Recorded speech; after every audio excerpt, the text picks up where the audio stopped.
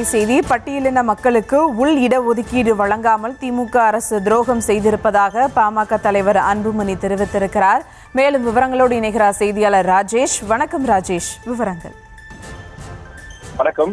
சமூக நீதி வழங்குவதில் பட்டியலின மக்களுக்கும் திமுக அரசு துரோகம் செய்திருப்பதாக உச்சநீதிமன்றம் ஆணையிட்டு ஓராண்டாகியும் உள் இடஒதுக்கீடு வழங்க மறுப்பது ஏன் எனவும் பாமக தலைவர் அன்புமணி ராமதாஸ் கேள்வி எழுப்பியிருக்கிறார்.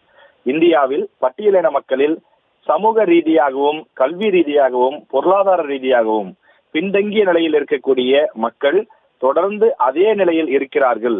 அவர்களுடைய நிலையை முன்னேற்றவும் கல்வி மற்றும் வேலைவாய்ப்பில் இடஒதுக்கீட்டின் பயன்களை அவர்கள் வென்றெடுக்கவும் பட்டியலின மக்களுக்கு உள் இடஒதுக்கீடு வழங்க மத்திய மாநில அரசுகள் சட்டம் இயற்ற வேண்டும் என உச்சநீதிமன்ற தலைமை நீதிபதி பதவியிலிருந்து ஓய்வு பெற்றிருக்கக்கூடிய நீதியரசர் கவாய் கூறியிருக்கின்றார்.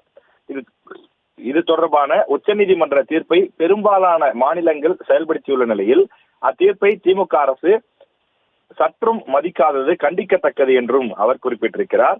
ஆந்திரம் பட்டியலின மக்களுக்காக 15% இடஒதுக்கீட்டு முறையை, அதாவது 6.5%, 7.5%, 1% என 3 பிரிவுகளாக பிரித்து உள் இடஒதுக்கீடு வழங்குகிறது. ஆனால் தமிழ்நாட்டில் தொடர்ந்து பாமக வலியுறுத்தி வரக்கூடிய காரணத்தினாலும் தொடர்ந்து இன்னும் அந்த சட்டம் நிறைவேற்றப்படவில்லை என்று தெரிவித்திருக்கிறார். தமிழ்நாட்டில் அருந்ததியர்களையும் சேர்த்து பட்டியலினத்தில் இருக்கக்கூடிய 76 சமூகங்களுக்கு 18% இடஒதுக்கீடு வழங்கப்பட்டு வருகிறது.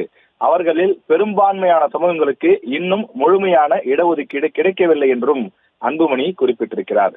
தமிழ்நாட்டை பொறுத்தவரையில் வன்னியர்களாக இருந்தாலும் பட்டியலினத்தவர்களாக இருந்தாலும் அவர்களுக்கு சமூக நீதி கிடைக்க வேண்டும், அவர்களுக்கான அந்த சம உரிமைகள் கிடைக்க வேண்டும். அதற்கு தமிழக அரசு தேவையான நடவடிக்கை எடுக்க வேண்டும் எனவும் அன்புமணி கேட்டுக் கொண்டிருக்கிறார்.